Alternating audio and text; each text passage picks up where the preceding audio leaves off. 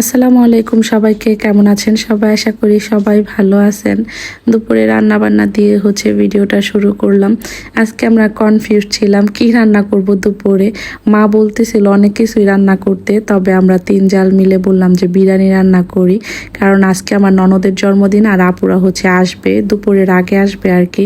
আশফিকার পড়া আছে, তো এটা শেষ করে আসতে আসতে 11টা 12টা বাজে যায়। দুপুরে আর কি বাড়িতে আইসা খাইবো এর জন্য। আর এখানে আমি সব রকম মশলা দিয়ে মাংসটা মাখাই নিতেছি। আমি তো সবসময় এইভাবে বিরিয়ানিটা রান্না করি, অনেকেই জানেন।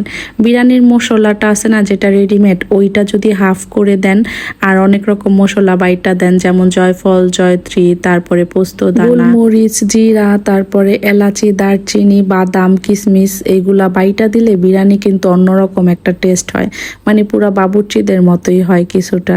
আর এদিকে কতগুলা যে নারিকেল আনছিল আঙ্কেল আন্টিরা, ওইগুলা কোরানো হয় নাই। আমরা ভাবলাম যে কোরায় রাখি, পিঠা বানাইছিল আঙ্কেল যে নিয়ে গেছে, তো অনেকগুলা ছিল, ওইগুলাই আমরা আবার কোরায় নিলাম। এগুলো এখন ডিপ ফ্রিজে রেখে দিবে, যখন পিঠা বানাইবো তখন বের করে করে পিঠা বানাইবো। বক্সে ভরে রেখে দিলে কিন্তু একেবারে টাটকাই থাকে। আর এইদিকে আব্বা আবার বাজার পাঠায় দিছে শহীদুল ভাইকে দিয়ে। লাউ দিছে আব্বা একটা, অনেকগুলা সবজি, সাথে মুরগি পাঠাইছে অনেকগুলা, আজকে 5টা মুরগি পাঠাইছে। আমার দুই জাল মিলে এগুলা কাইটা কুইটা রেডি করে নেবে। আমি এদিকে রান্না বসাই দিছি, ফার্স্টে আলুগুলা ভাইজা নিতেছি। আর আজকের বিরিয়ানিটা সরিষার তেল দিয়ে করতেছি। সরিষার তেল দিয়ে করলে কিন্তু অনেক ভালো হয়। ফ্রিজে যে সেই ছিল, আমরা বিরিয়ানি এর মধ্যে অনেকবার রান্না করছি, তবে দিতে মনে থাকে না। মা এবার বের করে দিছে, বলে যে তোমরা তো ভুইলা যাও। লাল লাল করে পেঁয়াজটা বেরেস্তা করে এর মধ্যে আমি মাংসটা দিয়ে দিলাম। এখন এটা ভালো করে কষায় নিব। এক একজনের রান্না এক এক রকম, আসলে একজনের সাথে আরেকজনের মিলবে না। আমি এইভাবে রান্না করি দেখে অনেকে বলেন আপু এইভাবে করেন, তবে আমরা অন্যরকম করে। আমি তো বললামই এক একজন এক এক রকম ভাবে রান্না করতে পছন্দ করে, আমি এইভাবে রান্না করতেই পছন্দ করি। আর আমার মতো এখন অনেক আপুরাই এইভাবে রান্নাটা করে। তারপর আপু চলে আসছে, আজমাইন আসে নাই, ও বিকেলে আসবে, মানে ওর পড়া শেষ করে তারপরে ও আসবে। সেই চাল সবকিছু একসাথে দিয়ে দিলাম, ভালো করে ভাজা ভাজা করে নিতেছি। অনেকক্ষণ ধরে ভাজার পরে এখন বড় হাঁড়িতে নামাই নিব। এটা গ্যাসের চুলাতে পানি দিয়ে বসাই দিব। আমার রান্না বাড়া শেষ, তো এইদিকে আবার আমার মেঝো যা রান্নাঘরটা সুন্দর করে মুইসা নিল। প্রতিদিনই রান্নার পর এখন ঘরটা মুইসা নিলে অনেক বেশি ভালো লাগে। পাকা রান্নাঘরের সুবিধা অনেক, যেটা এখন আমরা বুঝতে পারি। সামিউন আর আয়ান স্কুলে যাবে, ওদের তো পরীক্ষা চলতেছে। আর বিরিয়ানি মাত্রই দমে দেওয়া হলো, এখনো হয় নাই। তো মা আবার সামিউন আর আয়ান রে রুটি বিস্কুট এগুলা বের করে দিল। এগুলো আপু আসার সময় নিয়ে আসছে, মানে আমার ননদ। তো সামিউন বলতেছে যে চকলেট সিরাম দিয়ে পাউরুটি দিয়ে খাইয়া যাবো, ওইটাই খাইলো। আজকে আর আমি স্কুলে যাব না, কেন জানি না, যাইতে ইচ্ছে করতেছে না, ভালো লাগতেছে না আর কি। ওরাই যাবে, তো ওরা চলে গেছিল। আর দুপুরে খাওয়ার টাইম হয়ে গেছিল। সামিউন আয়ান 3:30টায় আসবে। এখন আমরা সবাই খেয়ে নিব। মা সবার জন্য বাইরা নিতেছে।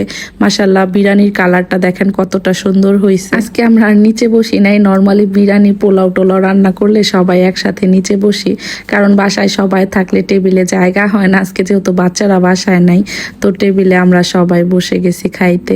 আমরা সবাই খাইতেছিলাম, তবে মা খায় নাই, মানে আমার শাশুড়ি। মার যেহেতু প্রচুর পরিমাণে চবড়ি ধরা পড়ছে, তো সব খাবারই এখন একটু হিসাব করে খায়, মানে তেল জাতীয় খাবারগুলো একদমই খাইতে চায় না। সামিউন পরীক্ষা দিয়ে চলে আসছে, পরীক্ষা নাকি মাশাআল্লাহ অনেক ভালো হয়েছে বলতেছিল আসার পর। আমি আবার ওর প্রশ্নটা দেখলাম যে যাওয়ার সময় যা যা পড়ে গেছে মাশাআল্লাহ সবই কমন পড়ছে। ড্রেস চেঞ্জ করে ও নিচে যাইতে, নিচে সবাই পেয়ারা খাইতেছিল, তো আমার জন্য মা আবার দিছে, ওইটাই নিয়ে আসছিল।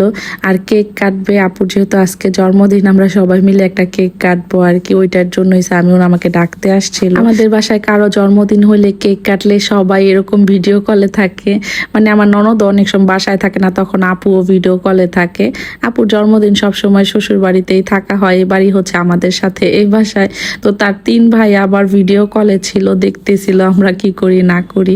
আর এখানে আমরা অনেক বেশি হাসাহাসি করছি, মজা করছি। বাসায় এরকম কেক না কাটলে আমাদের বাচ্চারা যে কি খুশি হয়, সাথে আমাদের 3 প্রবাসীও অনেক বেশি খুশি হয়। তারা ভিডিও কলে দেখে, যদিও কাছে থাকে না, তবে তারা দেখেই শান্তি পায় আমাদেরকে। প্রতিটা প্রবাসী মনে হয় এরকম নিজেরা কষ্ট করে ঠিকই, তবে ফ্যামিলির আনন্দ দেখলে তারাও আনন্দ পায়। আর আপু এখানে তাদেরকেও খাওয়াই দিতেছিল, তারাও আবার হা করতেছিল। মাশাআল্লাহ বলে দিবেন প্লিজ সবাই আমাদের জন্য আপুরা। আমি এখন ব্লগ করি দেখে যে এভাবে আমাদের সবার জন্মদিনে কেক কাটা হয়, ব্যাপারটা কিন্তু এরকম না। আমার শ্বশুর বাড়িতে আমি বউ হয়ে আসছি পর থেকেই দেখি যে সবার জন্মদিনে ভালো মন্দ যদি একটু খাওয়া হয় আর একটা কেক কাটা হয়, জাস্ট এতটুকুই আনন্দের জন্য আর কি, আর কিছু না। সামিউন রে মা কেক দিছে, তো ওর হচ্ছে পিসটা পছন্দ হয় না, মানে বেশি ক্রিমালা দিছিল, ওইটা হচ্ছে আব্বারে দিয়ে আসছে। আব্বা তো একটুখানি খাইয়াই রাইখা দিছে, পুরাটা খায় নাই। আর নায়াল ওর বাবাদের সাথে কথা বলতেছিল আর কেক খাইতেছিল। তো আজ এই পর্যন্তই, কথা অন্য কোনো ভিডিওতে। সবাই ভালো থাকবেন, আল্লাহ হাফেজ, আসসালামু আলাইকুম।